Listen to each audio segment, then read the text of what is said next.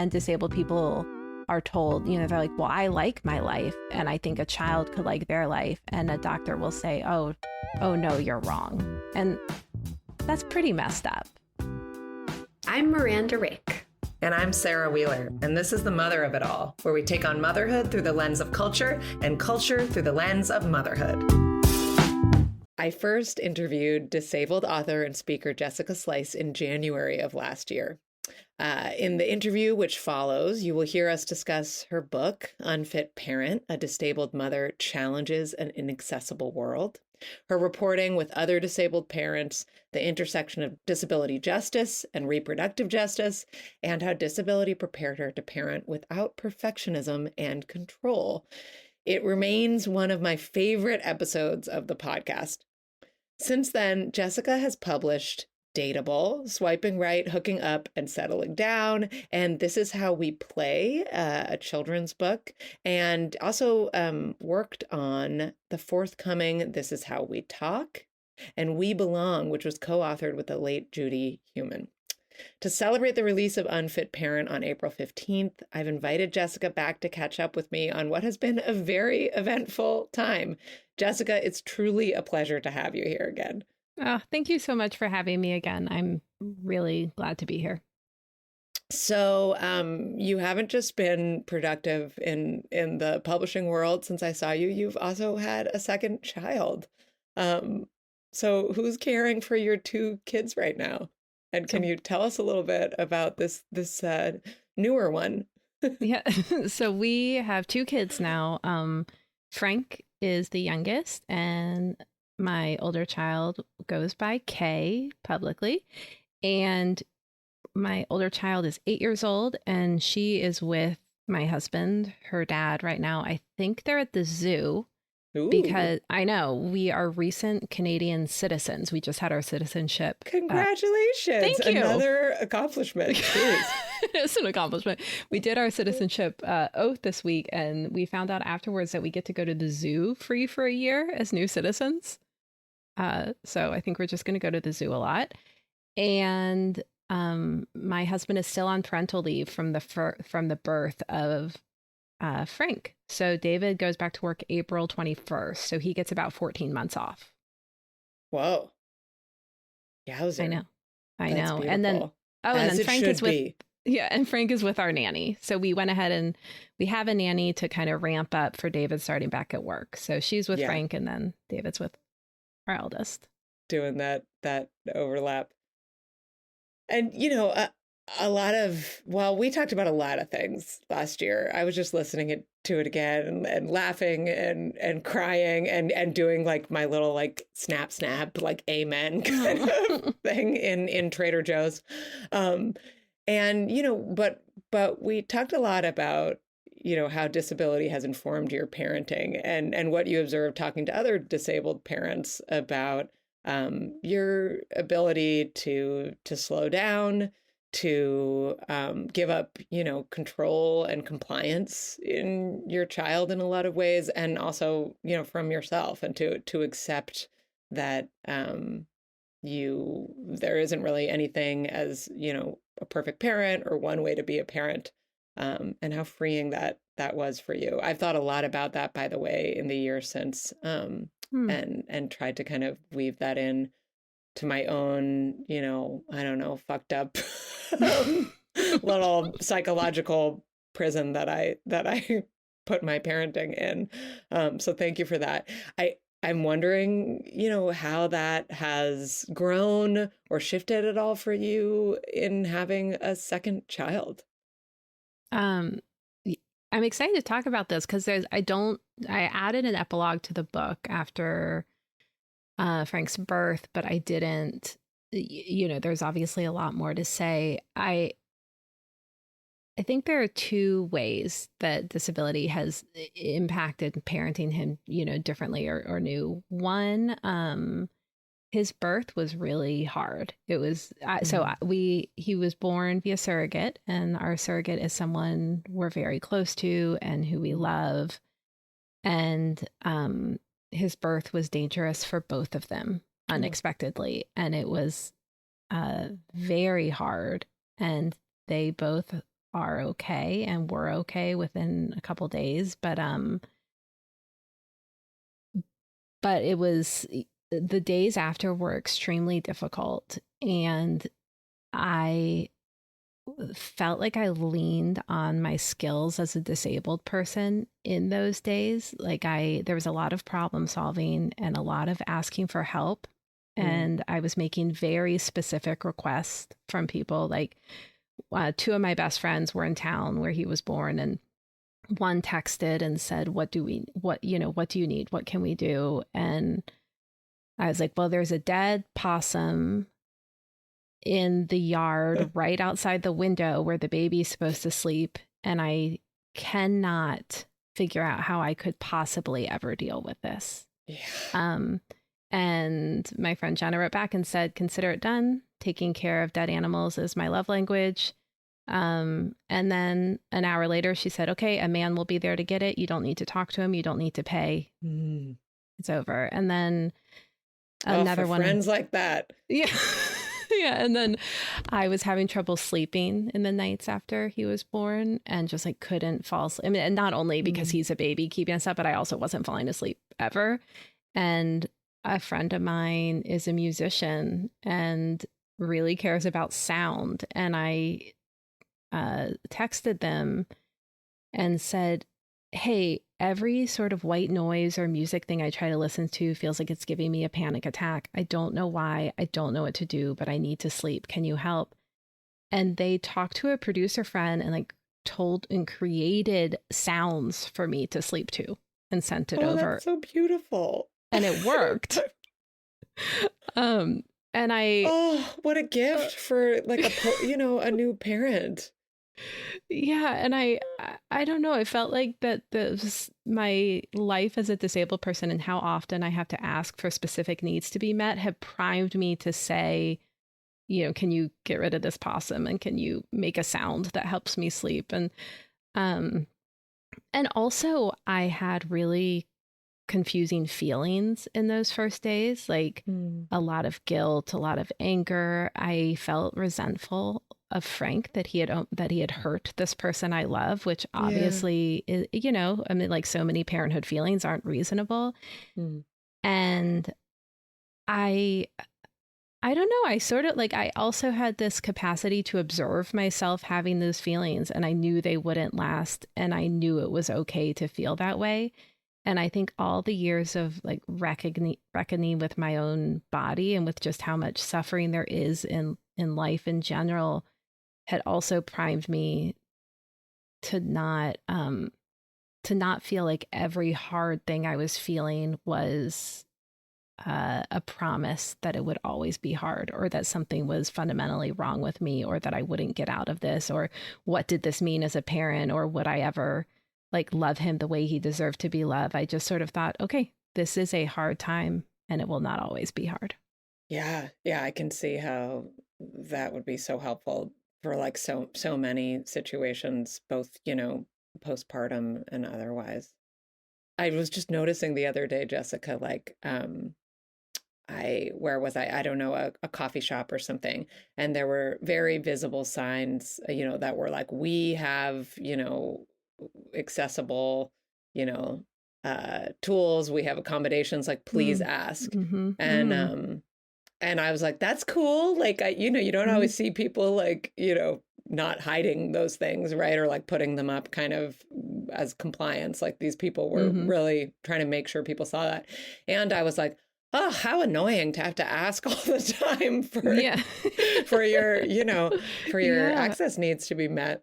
So I was just thinking about that when you were talking about that muscle, like, just the countless times, even in a welcoming moment, that you have to be really specific.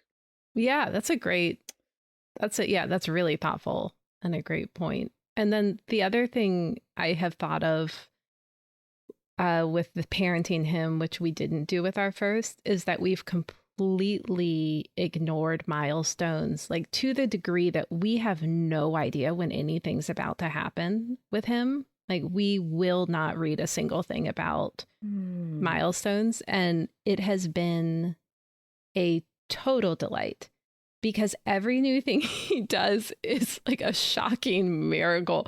We're like, wait, why is he putting all those things in a bucket? Isn't he a funny little organizer?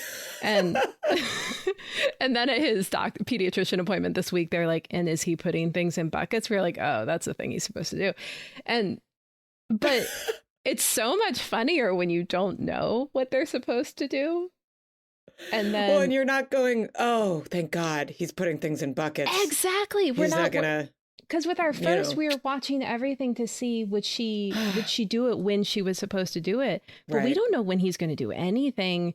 And then it's funny and a delight. And so I wish I had done this before. And I kind of think it's disability related. It's, you know, kind of releasing this control of body, control of mind. And I just, I am really enjoying not knowing when he is supposed to do anything. Did you have like an intentional conversation with your partner about that? Like, let's.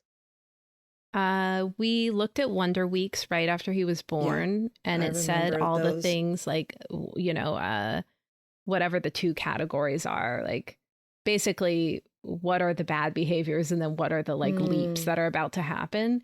And we both looked at it and I was like, I don't want to know this. And David was like, yeah, I don't either. And I was like, I don't want to worry about his, like, if he's moving his hand in the right way, or is he like moving his hands at the same time, you know, all the kind of earliest ones. And so we looked at it like in his first couple weeks and then just decided to delete the app and not look at milestones at all. Wow. That's very powerful.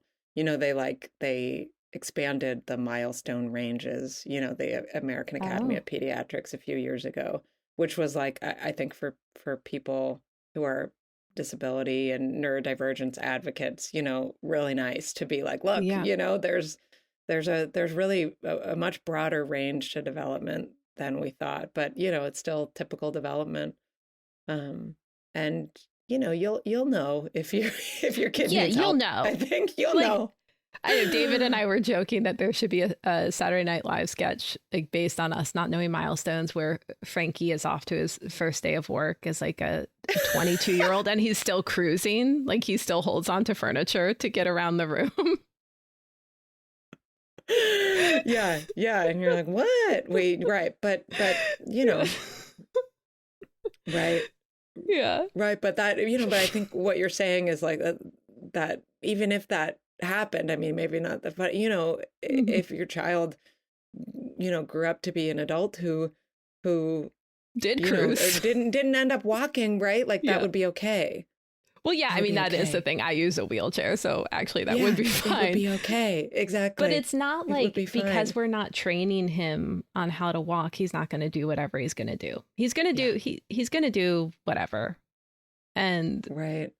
And every behavior is funnier when you're not waiting for it to happen. And that opting out of the kind of hamster wheel of, you know, truly often quite ableist and anxiety producing and not often very useful, you know, noise of parenting. Yeah, our nanny actually said he's stacking, which is right on time. And we were like, oh, is it? And she said, do you not know? And we had never mentioned to the nanny. And we don't use the T word here. Yeah. I mean, we don't want to be real weird about it, but we were like, oh yeah, we don't really know. We don't really know. You're holding it lightly, but that's really beautiful. I'm super into that. Thank you for sharing that with me. Well, you know, one thing I've been thinking about, as many people have these last few weeks, is, you know, the disabled community and all of the kind of threats to their safety and well-being that, you know, was already pretty precarious, as you discuss in your book, and that, you know, the goals of the Trump administration, dismantling the 504 Act, among other things, Department of Education, which, you know, supports so many disabled children and young adults, is putting even more kind of at risk. And I was wondering, you know, how you feel like if you've seen people rally around the disabled community in ways that you found helpful or powerful, or what you're seeing, within the community that's keeping you going right now.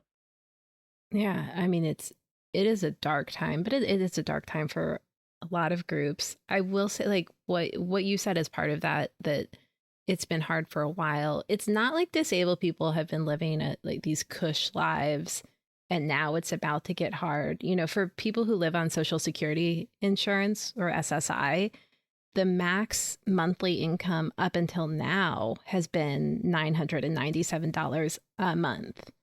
And so disabled people are living in poverty, and also disabled people are able, it's legal to pay disabled people below minimum wage through many organizations. And that's prior to Trump and prior to what has been happening recently.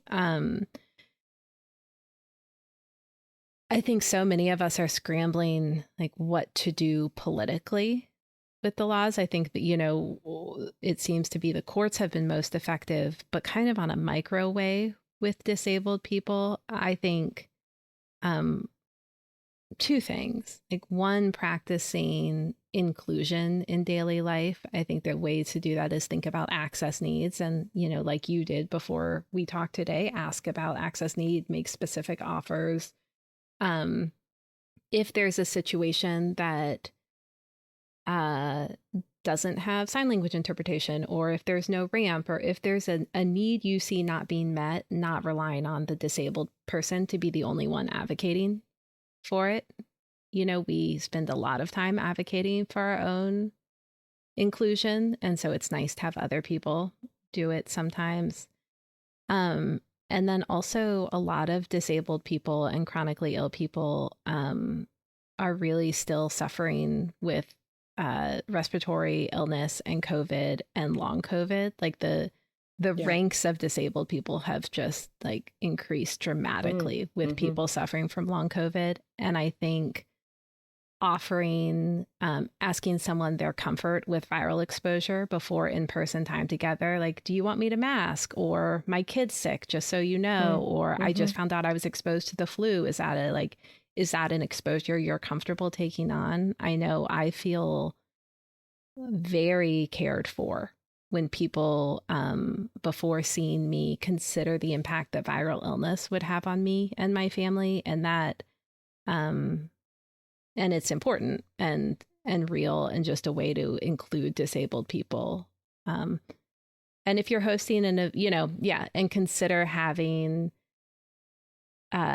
clear communication about, like, will there be masks at this event? Is this outdoor, indoors? Are we thinking about ventilation? Just like thinking about the fact that disabled and chronically ill people still have that as part of calculations. Thank you for like bringing it back to the interpersonal. I think sometimes we jump, especially now, to like these big dramatic large actions, which are important too. Yes. Advocacy is important, and reach out to local disability advocacy groups or service groups in your community and ask if you can be of service and make donations. But we kind of skip over the day-to-day personal relations that continue to make some people feel marginalized and excluded and inconvenienced. I will also say that it's I think you fully buy into this based on our conversations, but there's a false binary between disabled and non-disabled, and also a false sense of like, I will not be disabled. And it's just untrue. Like, every person will be disabled. And to think that threats to the 504, threats to Medicaid, like that will not impact your life personally is, not you, Sarah, but one's life personally is a delusional way of thinking and not based on fact. And it's just like we try to pretend that disability won't be part of our lives because we're afraid of mortality and afraid of not being productive, and because society makes being disabled seem terrifying. For all sorts of reasons, we try to avoid our own relationship with disability, but it is an issue that will impact every one of us. directly and profoundly. And so thinking about inclusion and thinking about legislation is it matters just because you're in the world, but it also will likely matter to you personally. Well, thank you for that. And thanks for coming back to chat with me. I hope everyone enjoys our beautiful conversation and delete your Wonder Weeks app. You heard it here first. Pediatricians everywhere, like head in hands. This is a terrible idea. Unfit Parent comes out April 15th. It is really a must read. Thank you, Jessica, for being here again. Thank you for having me again. I appreciate your support with this book and everything.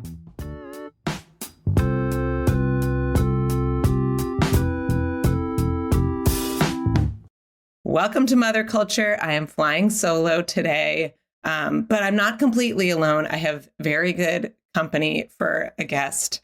Jessica Slice is on the podcast today. She is an author, a speaker, an essayist who's been published in the New York Times, the Washington Post, Glamour, Cosmo, etc. And her book, Unfit Parent, about disabled parenting, comes out this year. And I had the privilege of reading it just furiously over the last few weeks and highlighting like mad. And I'm super pumped to talk to her about it today. Welcome, Jessica. Thank you so much for having me. And you are, it's out with a few blurbers, but you are the first person I'm talking to who is not a friend who read it. But we're going to be friends by the time this is over. Yeah, sorry, I didn't mean that as an insult. No, but a stranger did read your book. Yeah. And Yeah. I'm here to tell you it's okay. It turned like it's okay to have someone you don't know read your book. I do think that is a threshold. And and with this particular book, it's more than okay because it's just tremendous.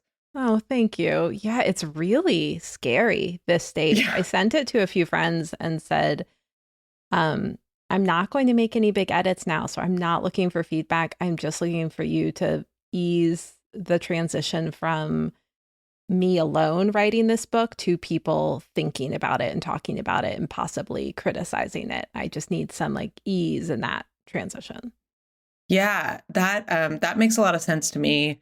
And it also, I think, makes me think about one of the many topics I want to get into with you today, which is like asking for what you need and kind of how the world of disability and the world of motherhood kind of bring up, different experiences around having needs and being explicit about getting the care that you want. I think like it seems kind of silly, but that totally popped into my mind when you were talking about how explicit you were with people about like, I don't want your feedback. This is what this is for.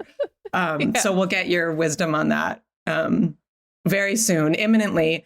I wanted to mention, Jessica, that I first encountered you, I'm sure like many people, in Alice Wong's best-selling Disability Visibility, which is another book I would recommend to everyone. It's a fabulous collection of essays on disability.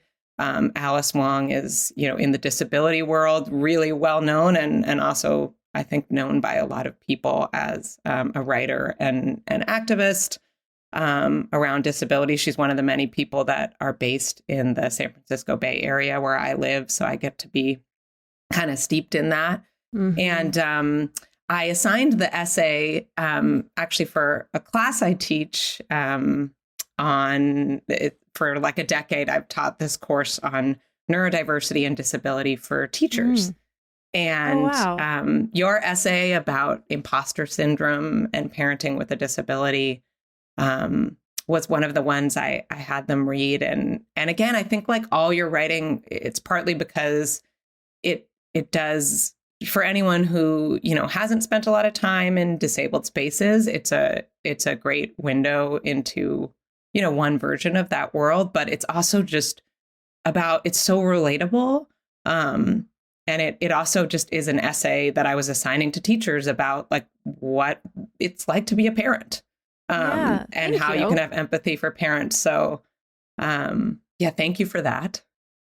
Yeah. I mean, my specific lens is that I was not disabled until I was 28 and Yeah. didn't start identifying as disabled until my really mid 30s, and I'm 41 now. And so I think I have some entitlement of having spent a few decades not disabled, and the world of disability is still fairly fresh to me, and I've obviously spent a lot of time examining it. But when I feel mistreated, or when I am mistreated, or something hits me wrong, it's coming from a place of spending so much of my life not being treated that way. And so I think I think I'm a little bit entitled as a disabled person. Yeah. When you say that, you mean like you still hold on to the entitlement that you had when you were able-bodied. Yeah. Okay. Yeah. Mm-hmm, Yeah. I'm mm-hmm. like, yeah, it just, I don't think I had it sort of crushed out of me over those first decades, like so many people who were born disabled have. When I speak to disabled friends, they've made the same comment, that I get a little more outraged. And right, because there's something in you that still assumes that people will care for you or accommodate you or just kind of be Believe thoughtful me. about your experience. Believe you. Yeah. Yeah. Yes. Yeah. That's a huge theme in the book that I found really powerful. So will you start with giving our listeners a little bit of context about that story, your journey? The book starts with the story of, as you mentioned, how you became disabled in your 20s. Can you talk a little bit more about that?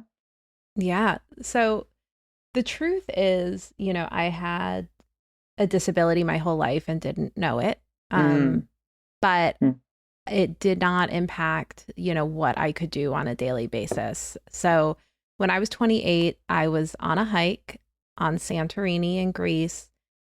And at that time of my life, I was very active and very busy. I would wake up most days and run 7 to 10 miles, which is it's absurd. Yeah.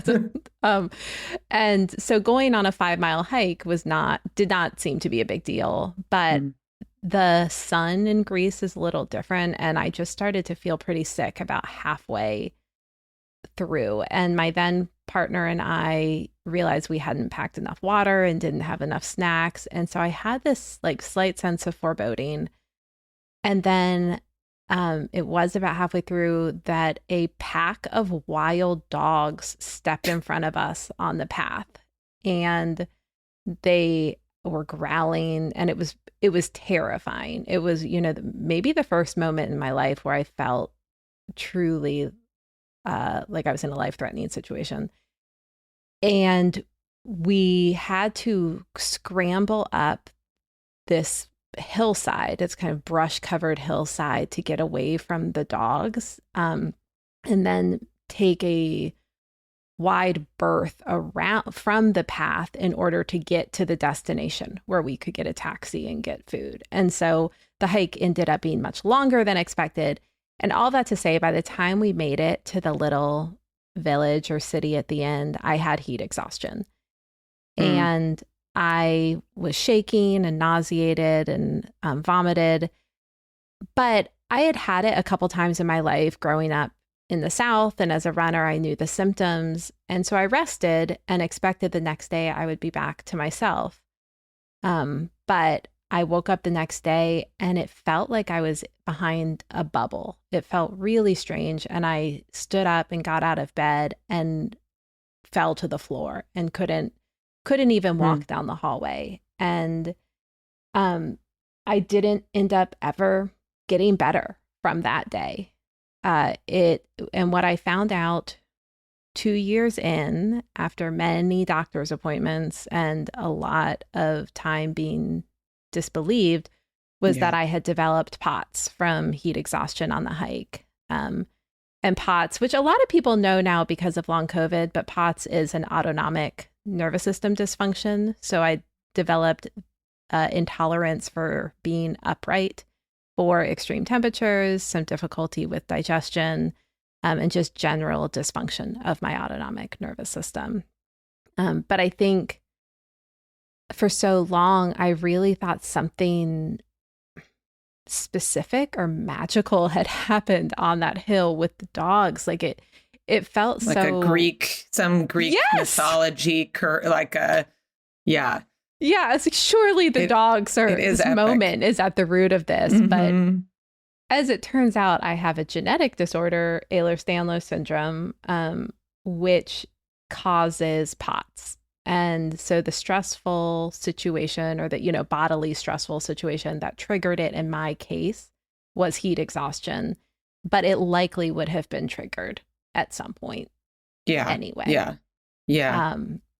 But it did happen on a Greek hillside with a pack of wild dogs. It makes for a pretty, a more kind of, I don't know, at least externally colorful story than most about that moment of becoming disabled. Well, and, it's interesting, especially hearing you tell it in such a shortened version compared to the book.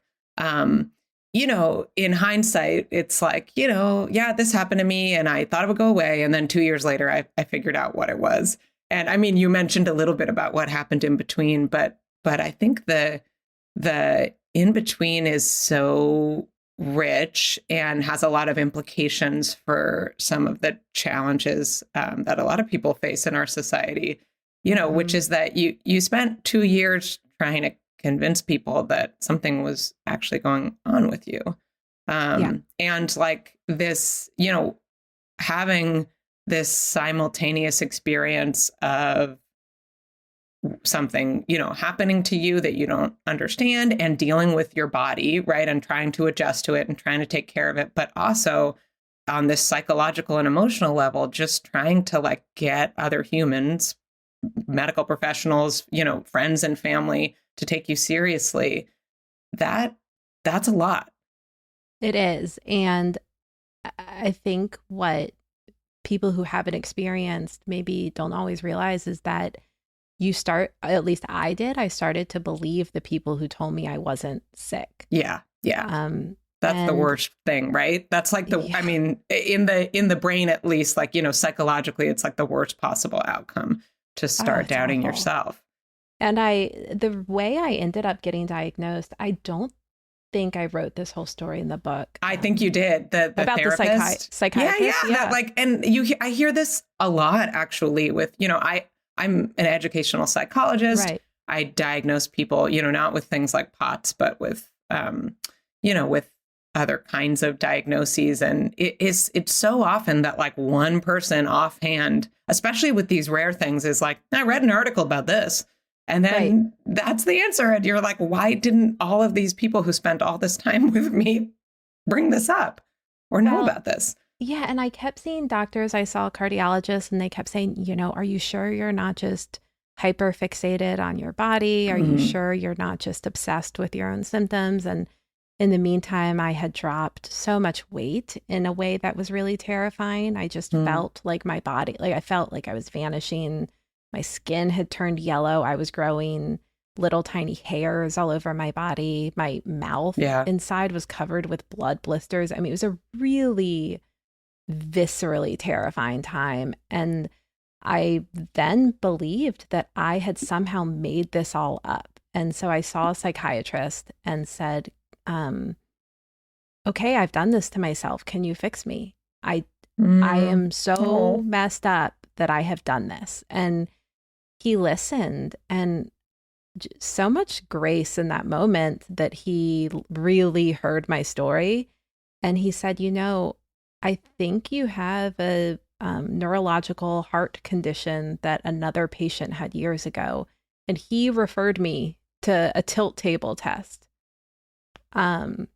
which is just incredible. And I actually went back to see him after and thanked him because it transformed my life. I mean, I really worried that I would die. And he gave me a lifeline out of it by assuming it might, or, by really listening and thinking that it might not be under his umbrella of specialty. Yeah. Yeah. Well, and also taking you seriously, which you talk about in the book is hard, happens less with women.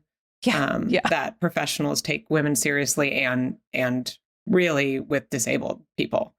um, that people have a really hard time listening to disabled people. Yes. And, and then, that even after that diagnosis, it took you much longer to identify as disabled.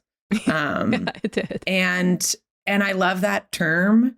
It's something, I read and think a lot about, but I think most people don't, is disability as identity. So can you talk a little bit about what that process was like? How did it change you? What did you have to grapple with in order to really see yourself as a disabled person? And what did that mean to you? Yeah, I don't know how much I had really thought about the word disabled. Yeah. But it kept coming up. When I got diagnosed, the first thing the doctor did was give me a disabled placard for my car so I could park closer to stores. I applied for... It's like the one perk that society allows. I mean, there's lots of deeper perks that, again, you will illuminate for us, but like, it's the one surface thing. We're like, let's systematically oppress them and, oscillate between, making disabled people heroes and villains, but we'll give them the placard. Yeah, you can park a little closer. So, and then I had, I applied for disability insurance and or disability income and was granted that eventually after some appeals. And so I was, in many ways officially disabled. And then when I started grad school for social work, I had to register with Disabled Student Services. But I really, if someone had asked, "Are you disabled?" I would have said, no. I also used a wheelchair. Yeah. Now that I look back, I'm like, I definitely was just ignoring this. And I hadn't thought much about it. I thought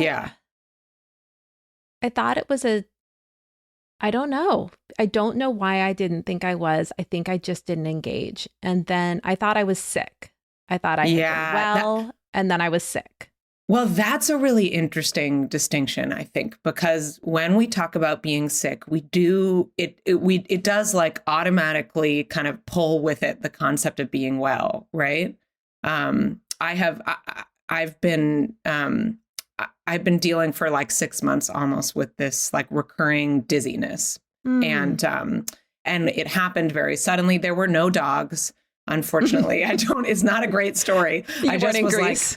I wasn't in Greece. I did go to a Carly Rae Jepsen concert in LA, and it was just amazing. And I'm like, that was the magic that triggered it. And like 2 days later, I just was kind of like on the ground with vertigo and really kind of in bed for like 6 weeks. And then slowly since then, I've been going through these slightly lessening cycles of like being kind of okay and then being really dizzy and tired for days on end.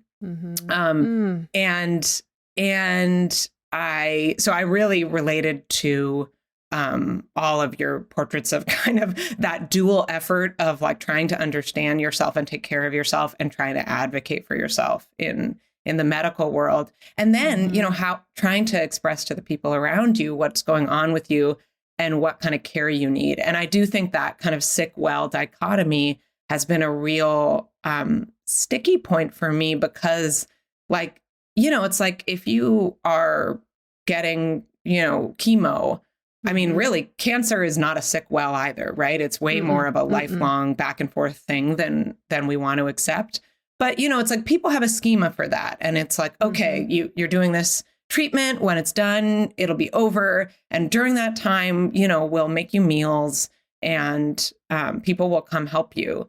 And then to kind of have this other thing where it's like, I don't really know how long I'm going to be unwell. I don't know when it happens and when it's not. It's more like a chronic illness. People don't have a template for that. And I took it really personally at first, but then I just kind of understood that that's like what's available in our culture is like you get sick, you get better. And if you don't, what's left for you? I think it makes sense to me that it took you a long time to kind of I don't know if you would say accept or realize or that this was really part of who you were. Yeah, I mean, listening to you talk, the thing I kept thinking is that sick is very much in relationship to well. It's an Yeah. absence of wellness. And Right. even though disability, the word, like the root of the word is not able, but disability itself is an identity. And what I've discovered in disability culture and in my own identity as disabled is that it itself has richness. And Yes. so it's sort of a yes identity instead of an absence of a different identity. But also I think the thing with almost any identity is that it's porous, and disability is the same. The way I define it is, and that's based on a theory from a philosopher, Elizabeth Barnes, is that it is someone who benefits from the disability rights movement. So if you have a body or a mind and the functions of that body and mind benefit from the disability rights movement, you have the right to claim disability. And under that umbrella, and it's a right to claim, I would never demand that someone claim it, but under that umbrella, kind of everyone can claim it, because anyone who pushes a stroller up a curb cut is benefiting from the disability rights movement. And I don't think that cheapens the definition. I actually think acknowledging our collective frailty and our collective needy bodies and mind, and the fact that we all die and we all need and our bodies fluctuate, I think there's a lot of power and freedom in that. And so I think sort of a porous and open definition of disability is actually like the most accurate and the most promising. Yeah. I think I see that sentiment repeated a lot from disabled writers and thinkers. Lucy Webster writes this newsletter, The View from Down Here, and I think she just came out with a book. And I remember her writing recently in response to some hullabaloo in the media, like, if you think you're disabled, like, you're disabled, Right. like if you have ADHD or you think you have ADHD, and you're kind of like worried about whether you get to be part of this group, like, I have a very different condition. It's like, come on, welcome to the club. Right. Yeah. So I think that inclusiveness is lovely. I had a friend, Andrew Leland, who wrote a fabulous book this year on. Yeah, I've just started it. I'm did about you a third through. Yeah, in the Country of the Blind. Yeah. Yes, it's about his blindness, and it has a lot of the themes that we've just been talking about in it. But I was writing him about kind of I guess I'd call it my illness. I don't know what this is interesting. And about how I was actually, getting so much from disabled writers about, like you said, it's not this absence, it's this kind of presence of something. And that disability culture was kind of helping me process what was going on with myself. And then I kind of did not that I don't mean to say that I'm disabled. And he was like, I think if you want to say you're disabled, it's fine. Like nobody. But anytime something does become an identity, we do have this ticky-tackiness around who gets to say it. But I think most of that comes from the non-disabled police and not actually people who are a part of that community. Well, and the nature of disability is it's kind of a reference, oblique or direct, to our mortality. And people have pretty strong feelings about mortality and fragility. And so I think disability feels really tricky to people because it's saying I'm not invincible physically, either physically or mentally, or, for all of us both. And that is a hard reality of being a person.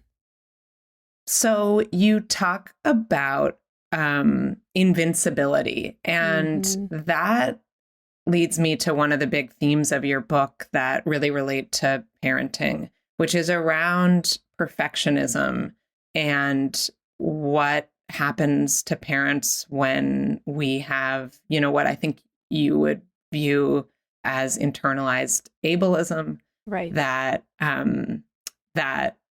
sets us up for problems when we become parents, and how your experience was a little bit different. So can you talk a little bit about that? Yeah, I mean, I think the invincibility, I don't know that I even thought of it in that word, but that is it, and I think the two parts of parenting that disability really makes impossible are perfectionism and control. Yeah, control was the other word I wrote in big letters. This idea that a good life or being a good parent or a good experience is up to us. It's just a matter of doing a very good job and planning well and buying the right things and not getting tired and, unflagging energy. All of that is impossible with many disabilities, including mine. I'd say almost all. And so I think what I learned, what I have learned as a disabled parent is that, one, those goals are impossible for all of us, but also, and I think more importantly, we are very, very bad at predicting what makes life good. Yeah. And so those goals aren't even worthwhile anyway. And I think that's what I learned so consistently as a disabled person, is just how terrible we are at predicting what will make us happy, or what will make our days worthwhile, or what will feel complete. And I really have my disabled body and disability culture and disabled community to thank for that realization. For just accepting that that's not something we can possibly do is I think you talk about we have a limited ability to orchestrate our future. And the sooner we realize that, the easier life will be. And particularly parenting, which is where so much of our need for control and an input-output system, comes up. Well, our ability to orchestrate is limited, but also, even if we could orchestrate, our ability to know what we would want, what we actually should orchestrate, is also limited. We're just kind of wrong about what's good. And that's really freeing, actually, and depressing and scary, and, lots of hard things too. Yeah, freedom is the last stage of I think processing that. You have this great anecdote about, and I live in Oakland where you were living at the time, so I could really visualize this, about going to a new mom group. And there's a lot of fodder in there. Some of it is, we can get mean about our new mom groups, but I think what you're saying is with a lot of compassion.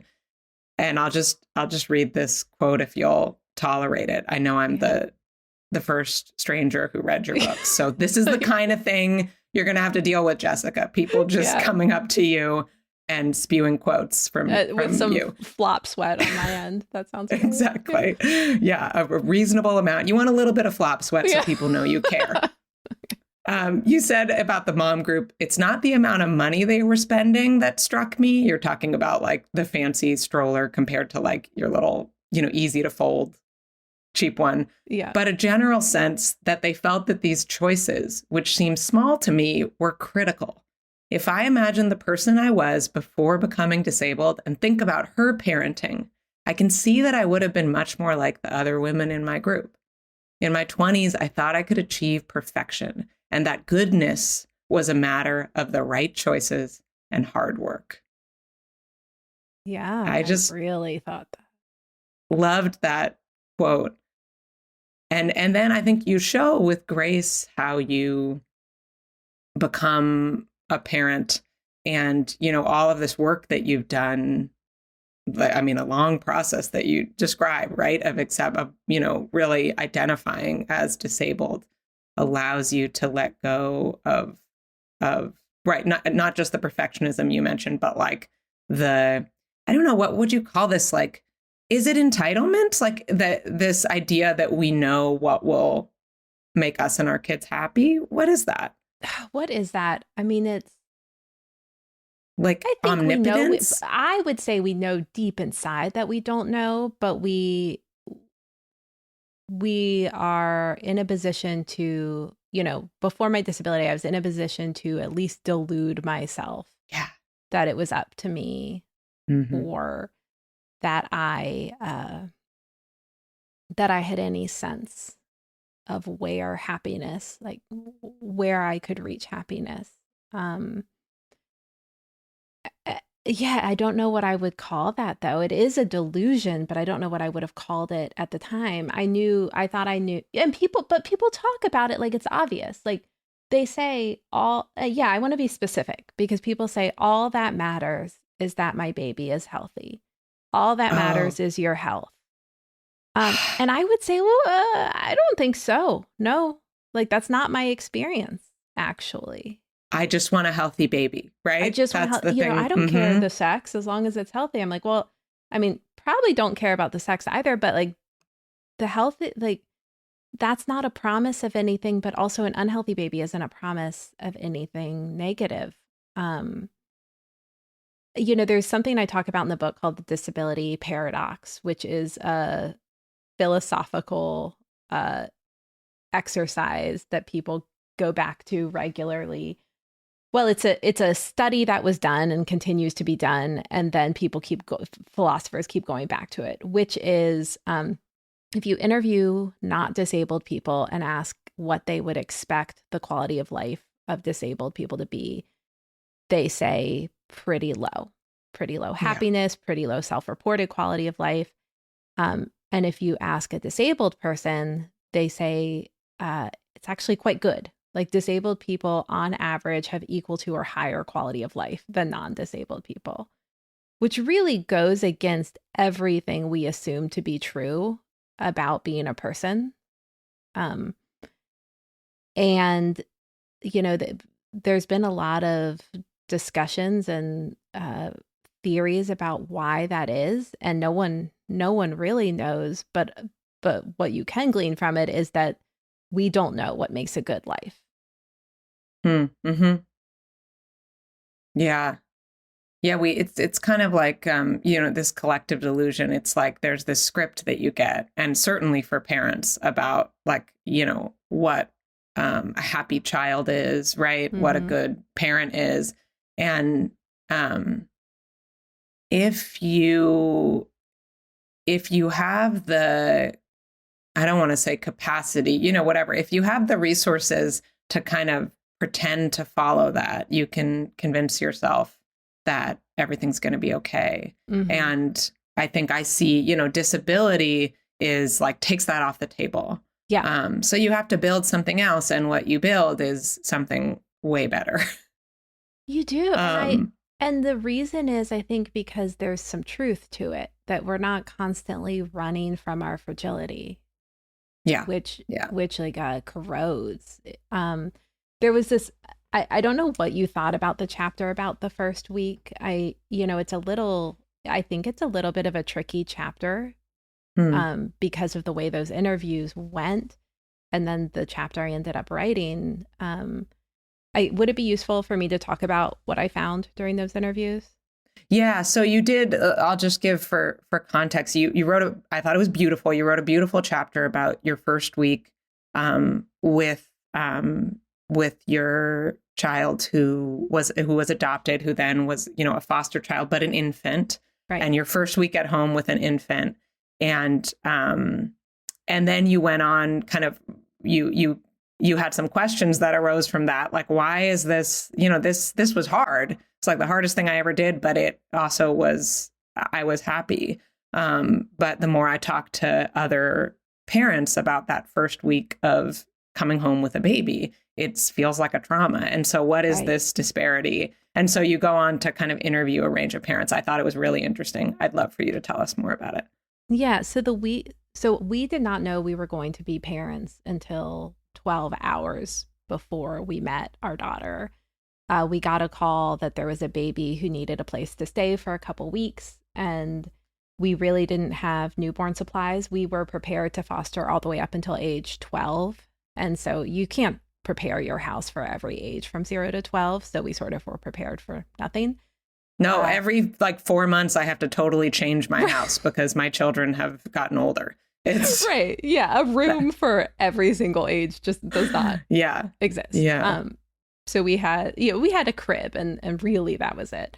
And because it was only going to be a couple weeks and we had just another foster child had returned to his mom a week before, my husband went to work and I went to the hospital and met our daughter and brought her home, and I knew nothing. I posted on the Nextdoor app and said, we unexpectedly have a newborn. Does anyone have any supplies? And our Oakland neighbors just dropped off so many supplies. A doula offered to come by and help us get set up. It was really, really beautiful. Yeah. And then that day began, I would say, what is the happiest month or probably 6 months of my life. I felt like that I was so in my own body and in my own life and so satisfied and grounded that it was a type of contentment and purpose that I had never experienced. And I didn't know if our daughter would be staying. I thought she might be there a couple weeks, and then we thought maybe a couple months. We kept having to go to the doctor to follow up on some stuff, and that didn't bother me. As you mentioned with the baby stroller, our baby supplies were ridiculous looking back.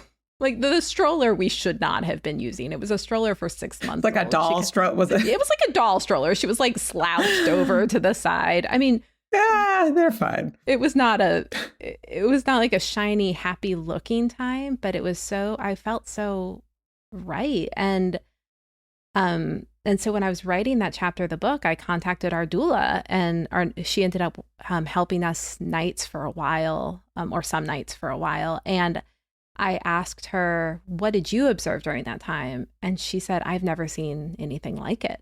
She's like, the peace in your house was like unprecedented in my work as a night doula.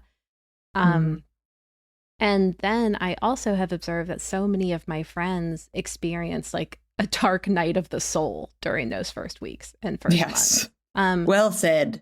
And I had seen that. And I knew part of it was that I had not given birth. But I also knew that like I experienced a great deal of physical pain and discomfort on a daily basis. But yes, I had not given birth. I was not living with a postpartum body. And I think that is really important. But I also observed that for adoptive parents, that time is also very, very challenging getting used to the kid. And so I decided to interview a bunch of disabled parents and non-disabled parents and ask about those first weeks. And what I found was that with the exception of one interview, every disabled parent said, oh yeah, those weeks were fine. Those were good. And then every non-disabled, without exception, said it was the hardest week of my life. And I was like, well, what's there? Like what? Yeah. What's that mechanism? Yeah. What is that? And the one of the conclusions I came to is that disability has pried perfectionism and control from our hands, like with such violence that by the time we're parents, we don't think that week will go well. So I think even saying that, but I do think that's it. I think that's some of it. And that, because if I imagine myself before I was disabled, I think every complication would have felt much more impossible to me. But it's not like I've become tougher. I think I would have felt like I should be better at it, or things should be better. I would have thought that the perfection in that first week was possible. I think the fragility of a postpartum body is maybe more familiar to a disabled person. Yeah, you have this line that kind of knocked me over the head. That was like one way to think about the first week is that it's the time during which a large portion of a family is or becomes disabled. And it is like, that was like, I really floored me. It's like this, really, like you said, really rapid, shocking kind of thrust into a version of disability, that a lot of us, don't expect we will experience. Right. And yeah. And you talk a little bit about, you mentioned, that you saw some differences among the non-disabled people you interviewed, like based on kind of life experiences. Right. Right. Yeah.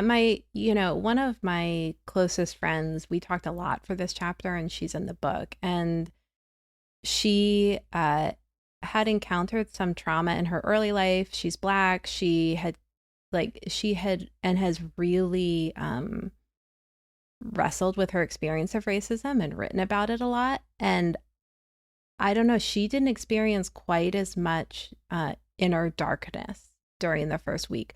What she did experience was a great deal of difficulty dealing with a fragile body. She kept trying to overperform and then and then experiencing setbacks. But so one example is a non-disabled person I interviewed told these stories about how awful the walk was from her apartment to the hospital where her baby had to go for regular checks during the first week, I think for bilirubin stuff.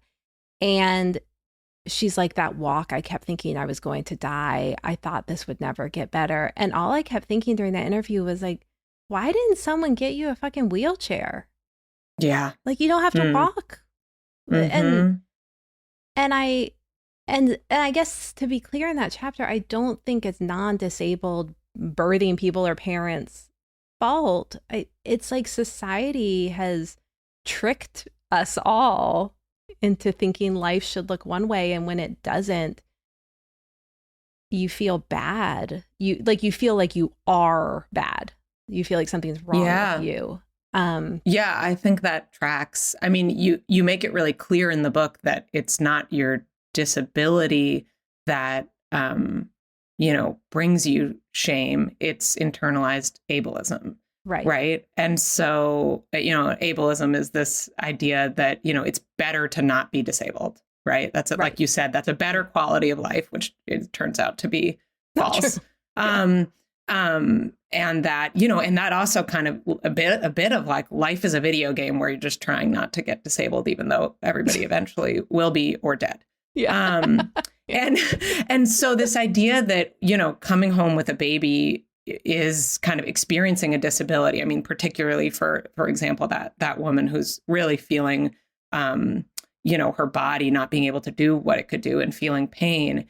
It's not just that fact, right? It's what the environment is that kind of welcomes us during that time. And if you live in an ableist world that is not really accessible to disabled people and to parents, that's how you get, not being offered a wheelchair, right? Right. That's how you get the kind of shame around, well, I should be able to walk my kid.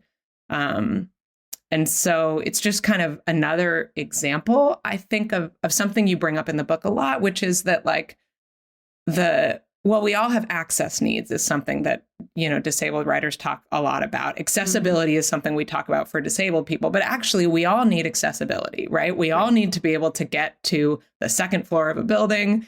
You talk about this, but, we chose stairs as the way to do that. That's pretty arbitrary, right? It's for a certain group of people. And it's invented. It's part of our environment. It's not, a reality of being human that the only way to get to another level is by stairs. And so one of those experiences of kind of becoming disabled, if you want to call it that, as for a new parent, is that you realize that your access needs are not being cared about. Like that, even for, I think this is what you saw in some of the parents you interviewed, and I experienced this, like, for someone with a lot of privilege, even being a woman who's like kind of used to not being considered a lot, all of a sudden being a parent, I was like, what? I'm marginalized. Like, Yeah. I was dealing with the grief of, like you said, your other disabled friends, of like maybe entitlement around like, I'm not used to, I can't believe how much the world is not set up for me, right? My partner doesn't have leave. I can't, I don't have a means to get to this appointment. There isn't a changing table in here. And the logistics of that are difficult, but it also is a form of grief and kind of aggression from the world around you and rejection that I think, like you said, you'd already experienced a lot being disabled.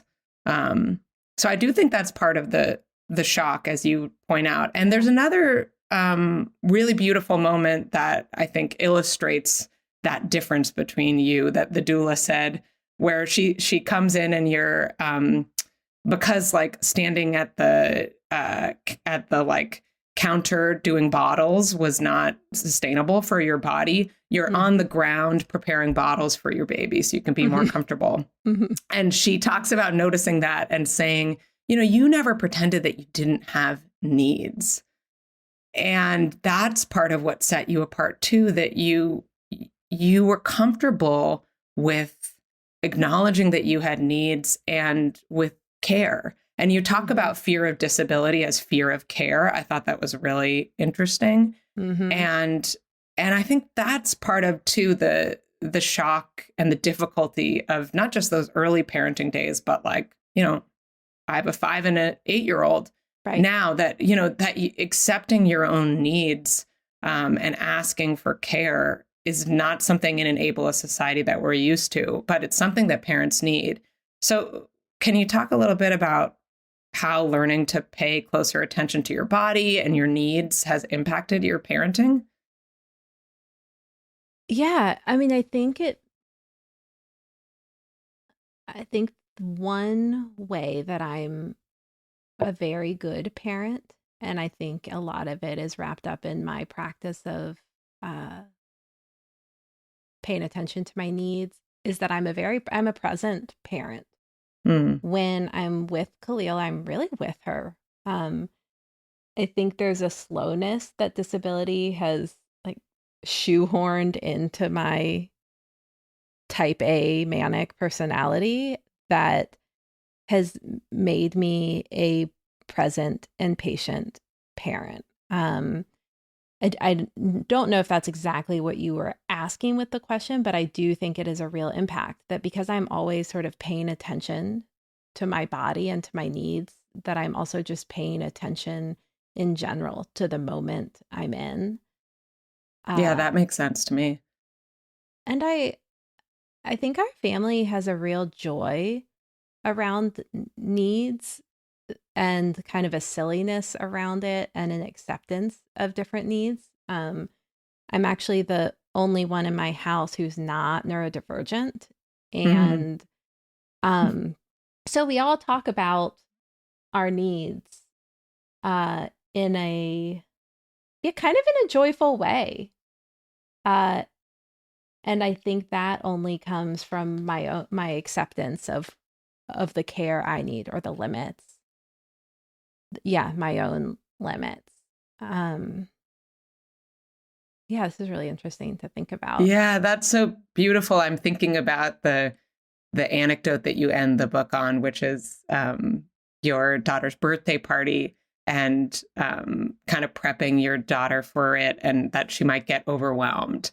And you kind of talk to her about how she can ask for a break if she needs it. And what would that look like? What would her little signal be? I can't remember does she like she makes a B? What is it again? No, she goes, E.T. Oh, E.T. is her secret code. But she says it like she's E.T. Yeah. Well, it makes it more fun. Yeah. It makes it less, it makes it less weighty to ask for what you need when it's fun. I find when I work with children and in classrooms around like how can kids signal that they need something, we often come up with something silly like that. Or in my home, when you really mean stop, like you're wrestling with your sibling or whatever, you say stop mac and cheese. Oh, that's great. Because it just takes a little bit of the edge off of like demanding something of someone. So, okay, so she said E.T. And then she, it's just beautiful. She takes a little breaks from her birthday party. And it's not some big revolutionary moment, but I think it illustrates what you're describing.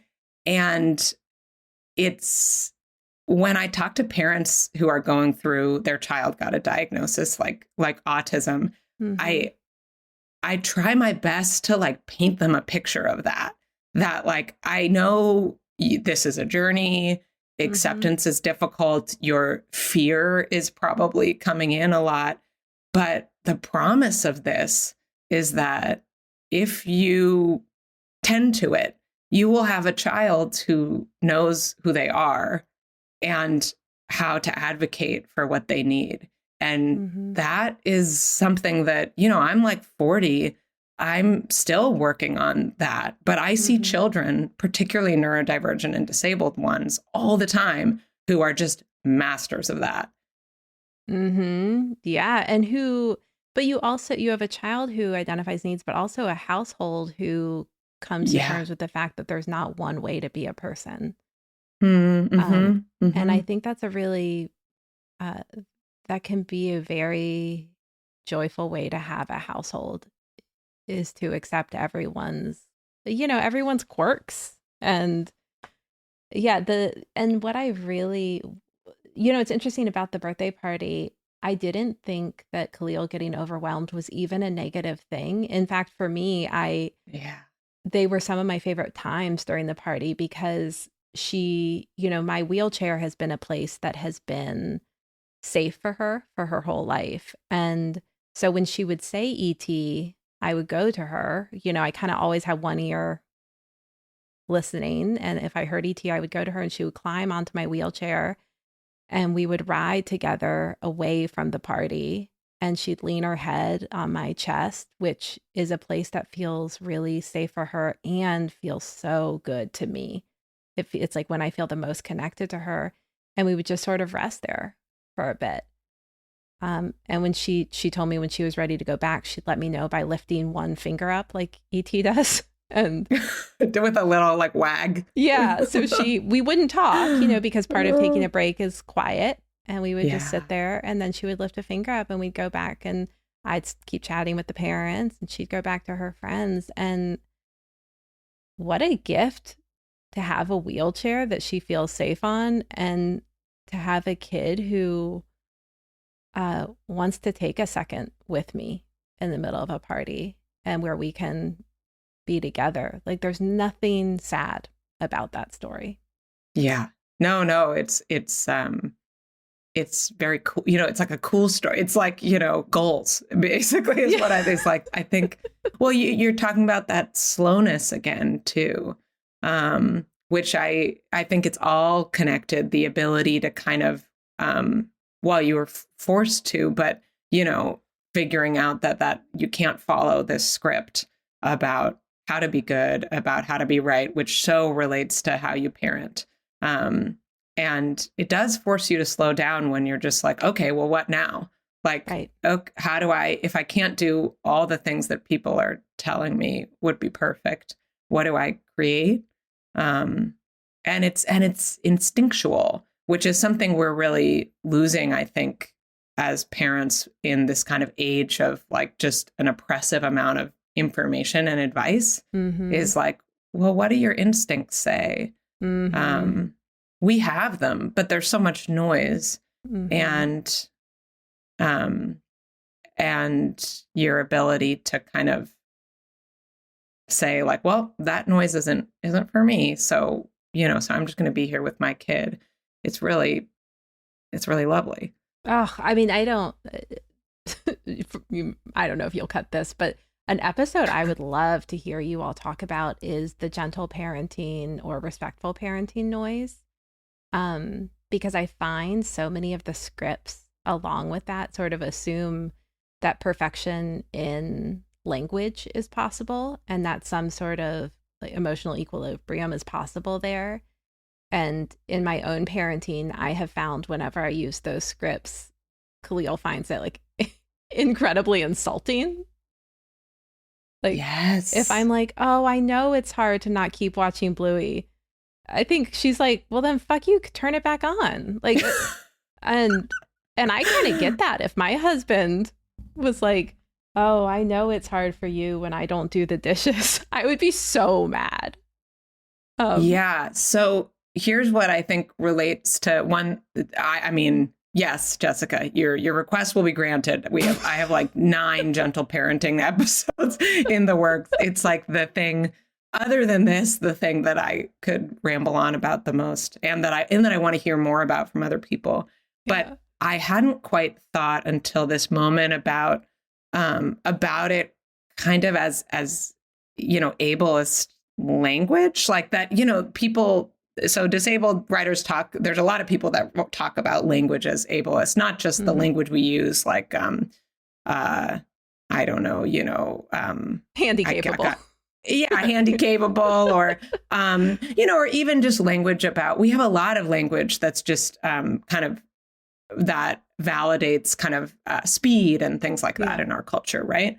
But that there would be one way to express something to someone is an ableist idea, right? That there's only one way to communicate to your kid, that their feelings are validated, or that they the good job, good effort thing is one of the things I get really hung up about. That's really interesting, but it also relates to your theme of control, that I think that a script like that is actually just an attempt to control your child disguised as an attempt to validate them and be accepting. You know what I mean? I love that. Yeah. It's still just trying to get them to do what you want them to do.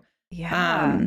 So it's still in this, I think, as you point out, like ableist mindset, that the goal of parenting is control. And that's just, a recipe for major failure and distress, even if it sounds nice.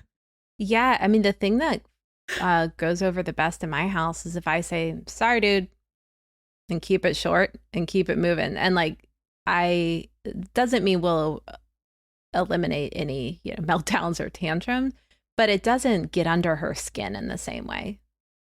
Yeah. And it's not a Dr. Becky repair. I don't know. I wonder when she's, it's not a paragraph of, this is what, sorry, dude. Yeah. I love it. Yeah. Well, there's so much too. I just want to call out, I don't think we'll get into it much. But in the book, all of the wonderful kind of reporting you've done that I think is important for people to know about the ways that reproductive justice and disability justice have a shared vision, I think is like the positive version of that. And a lot of disturbing stuff around how disabled people are treated as parents, right? That medical professionals are afraid to treat disabled pregnant people, that forced sterilization is legal or kind of, hands off in a lot of states. That in a lot of states you can remove a child from their parent just because the parent is disabled. And then the obstacles to parenting that disabled parents face. So I do think that's like a body of knowledge people should have and dig into. Is there anything you want to just touch on about that before we wrap up? That, like, if you were to kind of make one essential conclusion, this is a lot for just one word about chapters of your book. Those that chapters, you think people who aren't familiar with this should know. Yeah. God, I mean, those chapters, each of those chapters should be a multi-volume collection. That the talking about the child welfare system and child removal and disability is dark, and it's really important. And the sort of theme I wound throughout that was mutual aid. And I really, really want people to spend time on that chapter learning about what it is like to be a disabled person who lives in fear of having your child removed, and how that is actually quite common, and that fear is grounded in reality. I think it's important, and I think it's, obviously it's under discussed. Uh, and then I think medical autonomy and the way that is stripped from disabled people, particularly with reproductive health, is also, that chapter, both of those chapters were hard to write, hard to condense, and hard to keep from just being a litany of complaints about society. Yeah. And I don't think it is only that, but it is rough. It is rough to be a pregnant disabled person, and it's rough to be a disabled person, particularly someone who's not white, which, I am white, and the risk of losing your child to the child welfare system is present always. I think something, I know we won't talk about today, but that I bring up in the book and that is really tricky to think about is the way that selective abortion intersects with disability. There's a lot of cases where disabled people are strongly encouraged to abort fetuses who share their disability. And that's pretty tricky. I think we really need to think about a medical system that assumes a person, assumes someone would not want to have a child who is like them. And disabled people are told, they're like, well, I like my life, and I think a child could like their life. And a doctor will say, oh no, you're wrong. And that's pretty messed up. And I think it's really tricky as a feminist and a person who believes strongly in reproductive rights to try to wade into that world and come with, a slightly critical perspective on a certain subset of abortions. But I do think it's important to talk and think about. Yes, absolutely. Agreed. And it also has so many indicators for just all sorts of unhelpful patterns in, the medical profession and how we think about quality of life, as you talked about, and what it means to be a person, really, too. Yeah. I mean, and the irony, researching the chapter on quality of life and selective abortions, or the section of the chapter on that, is that for almost every disability, the average quality of life self-reported is higher than self-reported quality of life of doctors. And so the people it's worse to be a doctor than a disabled person is what you're saying, or yes. Doctors rate their qualities of life as their own quality of life. Yes. Wait. Okay. I'm just distinguishing quality of life is lower than a disabled person's quality of life. Yeah. And the doctors are the ones often saying who equate death and disability, or who say this is a life that's, not worth living. And I think we really need to think about what standards are we holding a life to? Yeah. Make someone say that. Right. And imagine saying to someone, well, we've tested your fetus and it looks like they have a 50% chance of becoming a doctor. We recommend that you really think about. Yeah. Right. Again, that goes back to these scripts that we have about what a good life is. Right. Doctor is number one in what do you want your kid to be in this, in one version of our society's script, but we're not questioning that. Right. And that's so interesting to have some nuance. I trust that we can talk about abortion with nuance, that we can say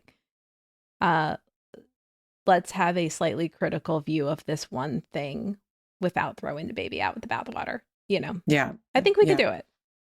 Well, I would recommend too, there's a beautiful book of essays edited by Eliza Hull called We've Got This. And it's stories from disabled parents. So it's firsthand, just the experiences of disabled parents, kind of both the challenges that you talk about, but also just really seeing, that disabled people are parents too, is I think important. Well, thank you so much for all of your time today. I really encourage everyone to check out Unfit Parent. When does it come out, Jessica? I'm not positive about the pub date. That's okay. We're embracing that we don't have control over the future. Yeah, but, yeah, but it's not up to me. We were thinking actually this fall, so I was going to have a fall pub date. But now with this election, I'm flirting with the idea of not competing with that and waiting until February. Yeah. Okay. Well, we'll be bated breath over here. And then you also have 2 more books on the way, right? A picture book about families with disabilities. And we could do another episode about picture books and children's books and how they portray disability, called This Is How We Play, and a book about dating while disabled. Dateable, correct? Yep. Yeah, those are both in there. July and August of this year. Oh, okay. Summer. Great. And then I just have to mention before we go that you also have a baby on the way. Yes. We're away from home right now. We're down in the States. We are having a baby via surrogacy. So we're near the surrogate and waiting. We're in those final weeks right now. So we're just kind of waiting for a baby, which is really exciting. And I'm excited to become a parent in a totally different way, where with more than 12 hours notice, I think it will be a completely different experience. And then to watch Khalil as a big sister will be really lovely. And I'm sure also very hard at times. Yes. Well, I wish you slowness and presence and equanimity and imperfection in your early days. Thank you. Thank you, Jessica. Thank you for listening to Mother Culture. And like my mom always said, if you need a break, just say E.T. The Mother of It All is produced by Opus Knox Media with music from It's Electric. If you liked this episode, why not send it to a friend right now? Go on, we'll wait. You can follow us on Substack at themotherofitall.substack.com, where subscribing will get you episodes and bonus posts in your inbox and connect you with the Mother of It All listener community. Plus, become a paid subscriber and get a hot off the presses Mother of It All canvas tote. We're also on Instagram at The Mother of It All, and you can email us anytime with ideas or feedback at motherculturepod@gmail.com.